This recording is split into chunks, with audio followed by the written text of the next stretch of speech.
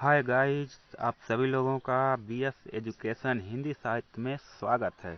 आज किताबों का हाथ पकड़ लो, आज किताबों का हाथ पकड़ लो। कल काम मांगने के लिए लोगों के पैर पकड़ने की नौबत नहीं आएगी। अगर आप अपने जीवन को सफल बनाना चाहते हैं, अपने मम्मी पापा के सपनों को साकार करना चाहते हैं, तो आज आप घूमने के बजाय किताबों का हाथ पकड़िए, जिससे आपका जीवन सफल हो जाएगा और कल आपको किसी के पैर पकड़ने की नौबत नहीं आएगी। चलिए, आज हम लोग हिंदी व्याकरण के अंतर्गत व्यंजन के वर्गीकरण को पढ़ेंगे, जिसमें इसके पहले हम लोग पढ़े थे कि कंपन के आधार पर व्यंजन दो प्रकार के होते हैं। कंपन के आधार पर व्यंजन कितने प्रकार के होते हैं? दो प्रकार के होते हैं। पहला होता था अघोष। पहला क्या होता था? अघोष। पहला होता था अघोष। दूसरा क्या होता था? सघोष।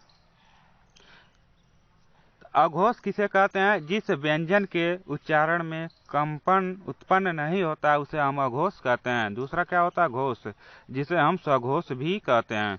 अर्थात जिस व्यंजन के उच्चारण में कंपन उत्पन्न होता है उसे हम घोष या सघोष व्यंजन कहते हैं, जिसे हम लोग पहले वीडियो में पढ़ चुके हैं। आज हम लोग पढ़ेंगे कि प्राणवायु। प्राणवायु के आधार पर व्यंजन, अर्थात प्राण को संस्कृत में क्या कहा जाता है? हवा भी कहा जाता है। अर्थात मुख से बोलते समय जिन व्यंजन के उच्चारण करते समय मुख से कितना वायु निकल रहा है उसके आधार पर व्यंजन को कितने भागों में बांटा गया है? तो दो भागों में बांटा गया। कितने भागों में? दो भागों में। पहला होता है अल्प प्राण। पहला क्या होता है? अल्प प्राण। दूसरा क्या होता है? महाप्राण। हम इस शब्द से इसकी परिभाषा को समझ सकते हैं। देखिए, अल्प मीन्स क्या होता है? कम या थोड़ा। अल्प मीन्स क्या होता है? कम या थोड़ा। प्राण मीन्स क्या होता है? हवा या वायु। और व्यंजन आप लोग जानते हैं, अर्थात जिस व्यंजन के बोलने में कम प्राणवायु बाहर निकलता है उसे हम अल्प प्राण कहते हैं। दूसरा देखिए, महा मीन्स क्या होता है? अधिक। महा मीन्स क्या होता है? अधिक। प्राण मीन्स क्या होता है? हवा। व्यंजन मीन्स व्यंजन, अर्थात जिस व्यंजन को बोलने में हमारे अधिक वायु निकलता है, हमारे मुख से अधिक वायु निकलता है, उसे हम महाप्राण कहते हैं। इसे आपको ध्यान में रखना है। चलिए, इसको हम परिभाषा रूप में देखते हैं कि यह क्या होता है।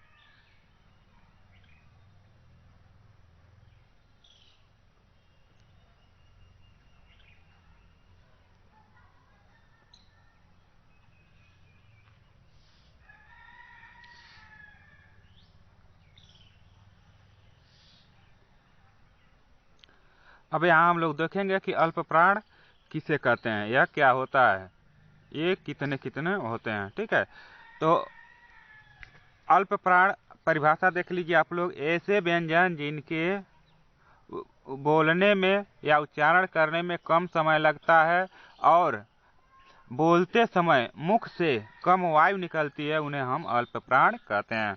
अर्थात जिस व्यंजन को बोलने में कम वायु निकलता है मुख से और कम समय लगता है उसे हम अल्प प्राण कहते हैं। इसकी संख्या कितनी होती है? कभी कभी परीक्षा में पूछा जाता है कि अल्प प्राण कितने होते हैं, तो आपको बताना है 20। कितने होते हैं? 20 होते हैं। इसकी संख्या कितनी होती है? 20 होती है। प्रत्येक वर्ग का पहला अक्षर। और अल्प प्राण किसे कहते हैं, कौन कौन से व्यंजन को कहते हैं, तो इसे आपको ध्यान रखना है। यानी प्रत्येक वर्ग का क्या होता है? पहला अक्षर होता है। और कौन होता है? तीसरा अक्षर होता है और पांचवा अक्षर होता है, जिसको हम अल्प प्राण कहते हैं। और इसके साथ ही साथ जितने भी स्वर होते हैं उसे हम अल्प प्राण कहते हैं। और उसके अलावा क्या आते हैं?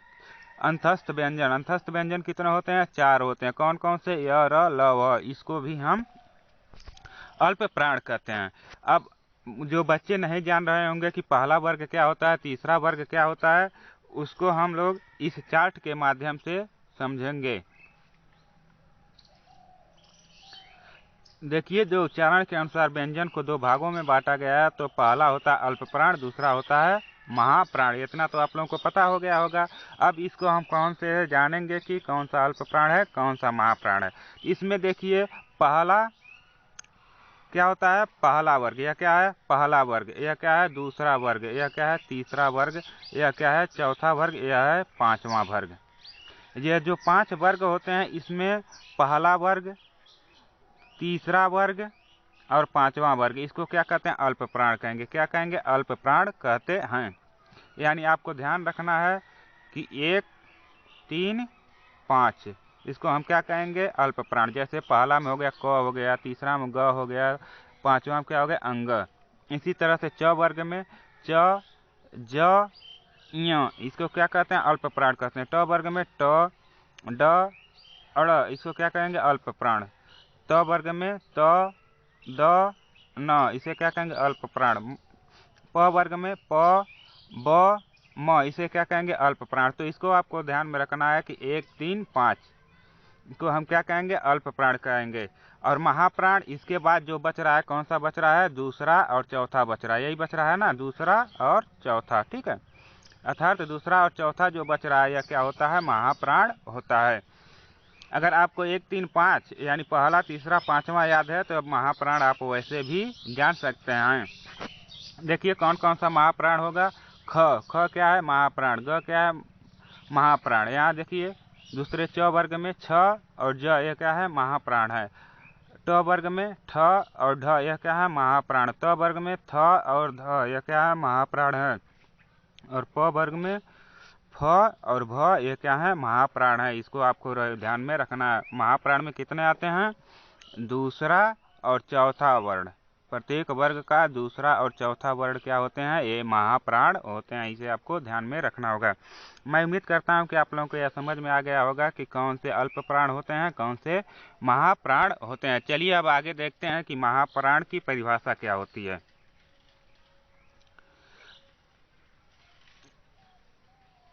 यहाँ हम लोग देखेंगे कि ऐसे व्यंजन जिनको बोलने में अधिक प्रयत्न करना पड़ता है और बोलते समय मुख से अधिक वायु निकलती है, उन्हें महाप्राण कहते हैं। ऐसे व्यंजन जिनको बोलने में, उच्चारण करने में अधिक समय लगता है और हमारे मुख से अधिक वायु निकलती है, उसे हम महाप्राण कहते हैं। ये कितने होते हैं? तो ये 15 होते हैं। कितने होते हैं? तो 15 होते हैं। अगर आपसे पूछा जाए महाप्राण की संख्या कितनी है तो आप कितना बताएंगे? 15 बताएंगे। कौन कौन से होते हैं? तो देखिए प्रत्येक वर्ग का दूसरा, प्रत्येक वर्ग का क्या होता है? दूसरा अक्षर, और उसके बाद चौथा अक्षर क्या होता है? ये महाप्राण होते हैं। इसे आपको ध्यान में रखना है। यानी दूसरा और चौथा अक्षर जो होते हैं वो महाप्राण होते हैं। दूसरा अक्षर हम लोग पहले देखे हैं कौन कौन सा होता है। ख होगा, क वर्ग का ख और घ ये क्या होते हैं? दूसरे और चौथे वर्ग के हैं। इसी तरह च वर्ग में छ और झ यह क्या है? महाप्राण है। ठ और ढ यह क्या है? महाप्राण। थ और ध यह क्या है? महाप्राण। फ और भ यह क्या है? महाप्राण। इनके अलावा क्या होते हैं? जो उसमें व्यंजन होते हैं, उसमें व्यंजन कितने होते हैं? 4। कौन कौन से होते हैं? स, ख, स, ह ये क्या है? उसमें व्यंजन है। ये चारों होते हैं। और इसके अलावा एक उच्छिप्त व्यंजन, उच्छिप्त व्यंजन कितने होते हैं? 2 होते हैं। पहला होता है ढ, दूसरा होता है ढ, ड और ढ। इसे हम क्या कहते हैं? उच्छिप्त व्यंजन कहते हैं। जिसमें से ढ जो होता है दूसरा आपका, यह क्या होता है? महाप्राण में काउंट किया जाता है। इस तरह से देख रहे हैं 2, 2, 4, 2, 6, 2, 8, 2, 10, 10, 4, 14, 14, 1, 15 हो जा रहा है। तो इस तरह से महाप्राण कितने होते हैं? 15 होते हैं। कितने होते हैं? 15 आपको ध्यान में रखना है। तो यह आपको समझ में आ गया होगा। चलिए इसके बारे में आगे देखते हैं। जो व्यंजन होते हैं, यह व्यंजन का 6वां प्रकार है। किसके आधार पर किया जाता है? उच्चारण के आधार पर व्यंजन का वर्गीकरण। 6वां क्या है? उच्चारण के आधार पर व्यंजनों का वर्गीकरण। यह कितने नंबर का? 6 नंबर का। इसके पहले 5 जो व्यंजनों का वर्गीकरण हुआ है उसे हम लोग पढ़ चुके हैं। जो लोग नहीं देखे हैं वो इसके पहले वाला वीडियो क्रमबद्ध रूप से देख सकते हैं और उसे समझ सकते हैं। तो हम जानेंगे कि उच्चारण के आधार पर व्यंजन कितने प्रकार के होते हैं? 8 प्रकार के होते हैं। कितने प्रकार के होते हैं? 8 प्रकार के होते हैं। अब यहाँ देखेंगे कौन कौन से होते हैं। तो पहला होता है स्पर्शी व्यंजन, दूसरा क्या होता है? संघर्षी व्यंजन, तीसरा स्पर्श संघर्षी व्यंजन, चौथा नासिक के व्यंजन, पांचवा पार्श्विक व्यंजन, छठवां प्रकंपी व्यंजन, सातवां उच्छिप्त व्यंजन और 8वां होता है अर्धस्वर। 8वां क्या होता है? अर्धस्वर। ये क्या होते हैं? उच्चारण के आधार पर व्यंजनों का वर्गीकरण है। अगर आपसे पूछा जाए कि उच्चारण के आधार पर व्यंजनों को कितने भागों में बांटा गया है तो आप बताएंगे 8। कितना बताएंगे? 8 बताएंगे। कौन कौन होते हैं? स्पर्शी, संघर्षी, स्पर्श संघर्षी, नासिक के, पार्श्विक, प्रकंपी, उच्छिप्त, अर्धस्वर। ये 8 प्रकार के होते हैं। अब हम देखेंगे कि इसका मतलब क्या होता है और किसे किसे कहते हैं। चलिए यहाँ देखते हैं इस चार्ट के माध्यम से।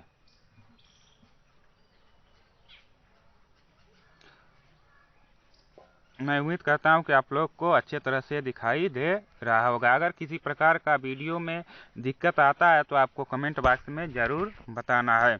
देखिए, जो उच्चारण के आधार पर व्यंजन को 8 प्रकार से बांटा गया है, उसमें स्पर्शी व्यंजन पहला क्या होता है, स्पर्शी व्यंजन। स्पर्शी व्यंजन किसे कहते हैं? जिन व्यंजनों को उच्चारण करने में हमारे मुख का भाग किसी न किसी भाग को स्पर्श करता हुआ वायु बाहर आता है, उसे स्पर्शी व्यंजन कहते हैं।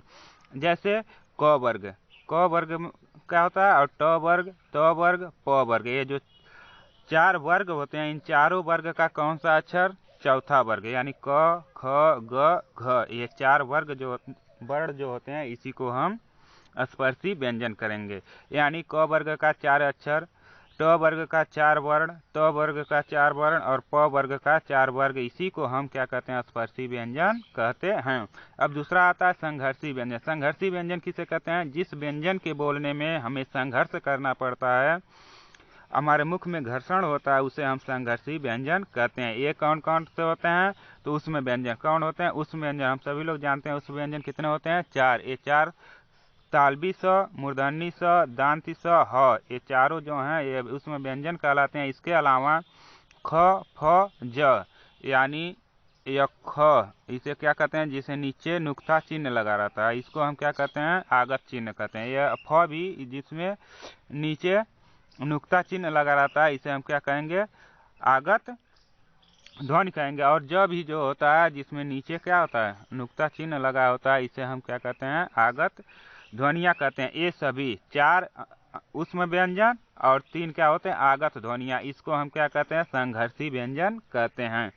अब बोलिए, देखिए स बोल रहे हैं, क्या उस संघर्ष हो रहा है, करना पड़ रहा है, इसलिए इसको हम संघर्षी व्यंजन कहते हैं। अब देखेंगे कि स्पर्श संघर्षी। स्पर्श संघर्षी क्या होते हैं? जिसमें स्पर्श भी हो और क्या हो? संघर्ष भी हो, दोनों चीज होता है। जिसमें स्पर्श भी हो और संघर्ष भी हो, उसे हम स्पर्श संघर्षी व्यंजन कहते हैं। यह कौन कौन से होते हैं? च वर्ग का, यानी च वर्ग का जो 4 अक्षर होते हैं, उसे हम स्पर्श संघर्षी कहते हैं। इसमें आप लोग देखे होंगे स्पर्शी व्यंजन में इसमें क्या? च वर्ग नहीं है। यही च वर्ग किस में आ जाता है? स्पर्श संघर्षी व्यंजन में आता है। च वर्ग किस में आता है? स्पर्श संघर्षी व्यंजन में आता है। वह भी कितने अक्षर? सिर्फ 4 अक्षर, च, छ, ज, झ, ये 4 जो होते हैं, इसी को हम स्पर्श संघर्षी व्यंजन कहते हैं। यहाँ से परीक्षा में अधिकांश पूछा जाता है कि स्पर्शी व्यंजन कौन कौन से होते हैं, आपको बताना है। च, छ, ज, झ, इसी को हम क्या कहते हैं? स्पर्श संघर्षी व्यंजन कहते हैं। अब आगे देखेंगे कि नासिक के व्यंजन किसे कहते हैं। नासिक के व्यंजन ऐसे व्यंजन जिसके उच्चारण में वायु नाक के द्वारा बाहर निकलती है, उसे हम नासिक के व्यंजन कहते हैं। जैसे अंग, क्या है? अंग, अंग, और उसके बाद क्या है? अंग, क्या है? अंग, य, अड़, न, म, इसे हम क्या कहते हैं? नासिक के व्यंजन कहते हैं। बहुत से बच्चे जो होते हैं अंग को क्या पढ़ते हैं? अंगा पढ़ते हैं, क्या उच्चारण गलत होता है। य को इया बोलते हैं तो यह क्या होता है? गलत होता है। अड़ को अड़ा बोलते हैं, यह भी गलत होता है। न को न बोलते हैं, म को माँ बोलते हैं, इस तरह से यह गलत होता है। इसका सही उच्चारण कहता है अंगा। हमें ऐसा बोलना है कि उसका उच्चारण नाक के द्वारा बाहर आए। ऐसे व्यंजनों को हम क्या कहते हैं? नासिक के व्यंजन कहते हैं। कौन कौन से होते हैं? अंग, अंगूर वाला अंग, अंग, य, अड़, न, म, इन सभी को हम क्या कहते हैं? नासिक के व्यंजन कहते हैं। कितने होते हैं? तो 2, 2, 4, 2, 6। नासिक के व्यंजन कितने होते हैं? 6 होते हैं। अब जानेंगे पार्श्विक व्यंजन किसे कहते हैं। ऐसे व्यंजन जिसके उच्चारण करने में हमारे जीभ के दोनों पार्श्व से, अर्थात दोनों किनारे से वायु निकलता है, उसे हम पार्श्विक व्यंजन कहते हैं। ये कितने होते हैं? तो 1 होते हैं। कौन होता है? तो ल होता है। जो ल होता है, ल से लट्टू वाला ल, इसे हम क्या कहते हैं? पार्श्विक व्यंजन कहते हैं। आप उच्चारण खुद कीजिए, ल, ल। देखिए, जीभ आपका जाकर मूर्धा में लग रहा है और वायु दोनों जीभ के किनारे से निकल रहा है, इसीलिए इसे हम पार्श्विक व्यंजन कहते हैं। अब अगला देखेंगे प्रकंपी व्यंजन। प्रकंपी मीन्स क्या होता है? जिसमें कंपन उत्पन्न हो, ठीक है। ऐसे व्यंजन जिसके बोलने में कंपन उत्पन्न होता है, उसे प्रकंपी व्यंजन कहते हैं। ये कितने होते हैं? तो 1 होते हैं। कितने होते हैं? 1 होते हैं। कौन सा होता है? तो र, र से रथ वाला जो होता है इसी को हम प्रकंपी व्यंजन कहते हैं। इसका भी उच्चारण करके आप देख सकते हैं, र जब बोल रहे हैं तो क्या है, इसमें कंपन उत्पन्न हो रहा है, जीभ में क्या हो रहा है, कंपन उत्पन्न हो रहा है, इसीलिए इसे हम प्रकंपी व्यंजन कहते हैं। अब अगला देखेंगे उच्छिप्त व्यंजन। उच्छिप्त व्यंजन क्या होता है, इसी को हम ताड़नजात व्यंजन भी कहते हैं। इसको क्या कहते हैं, ताड़नजात व्यंजन कहते हैं। कितने होते हैं, तो 2 होते हैं। कितने होते हैं, 2 होते हैं। कौन कौन से होते हैं, ड ढ, क्या होते हैं, ड ढ, इसे क्या कहते हैं, उच्छिप्त व्यंजन या ताड़नजात व्यंजन कहते हैं। अब जानेंगे कि उच्छिप्त व्यंजन क्यों इसे कहते हैं। तो उच्छिप्त यानी जिस व्यंजन के उच्चारण में जीभ ऊपर जाकर फिर बहुत तेजी से आगे जाता है, उसी के कारण इसे उच्छिप्त व्यंजन कहते हैं। अब अगला देखेंगे कि अर्धस्वर। अर्धस्वर किसे कहते हैं, अर्धमिश आधा, स्वरमिश स्वर, यानी जिस व्यंजन में आधा स्वर के रूप में काउंट किया जाता है उसे हम अर्धस्वर कहते हैं। ये कितने होते हैं, तो ये भी 2 होते हैं। अर्धस्वर कितने होते हैं, 2 होते हैं। कौन कौन से होते हैं, तो आपको ध्यान रखना, यह क्या है, यह, और क्या होता है, वह, इसे हम अर्धस्वर कहते हैं। ये ना ही व्यंजन में पूर्ण रूप से व्यंजन होते हैं, ना ही ये पूर्ण रूप से स्वर होते हैं, इसी के कारण इसे हम अर्धस्वर कहते हैं। आपको ध्यान रखना है अर्धस्वर कौन कौन से होते हैं, तो यह और वह, ये अर्धस्वर होते हैं। कितने होते हैं, तो 2 होते हैं। कितने होते हैं, 2 होते हैं। इसे आपको ध्यान में रखना है। उम्मीद करता हूं कि आप लोगों को यह वीडियो बहुत अच्छे तरह से समझ में आया होगा। अगर किसी प्रकार से दिक्कत आता है तो हमें कमेंट बॉक्स में ज़रूर बताएं, जिससे हमें पता चलेगा कि वीडियो में क्या दिक्कत आ रही है। चलिए इसी के साथ इस वीडियो को यहीं समाप्त करते हैं, और इस वीडियो को आप लोग अपने दोस्तों के साथ भी शेयर कीजिए, और वीडियो को सब्सक्राइब जो लोग नहीं किए हैं वह ज़रूर कर लें, जिससे इसी प्रकार के हर वीडियो आपको समय से मिलता रहेगा और आपके ज्ञान का स्तर बहुत ही अच्छा हो जाएगा। चलिए फिर मिलते हैं अगले वीडियो में, तब तक के लिए जय हिंद, जय भारत।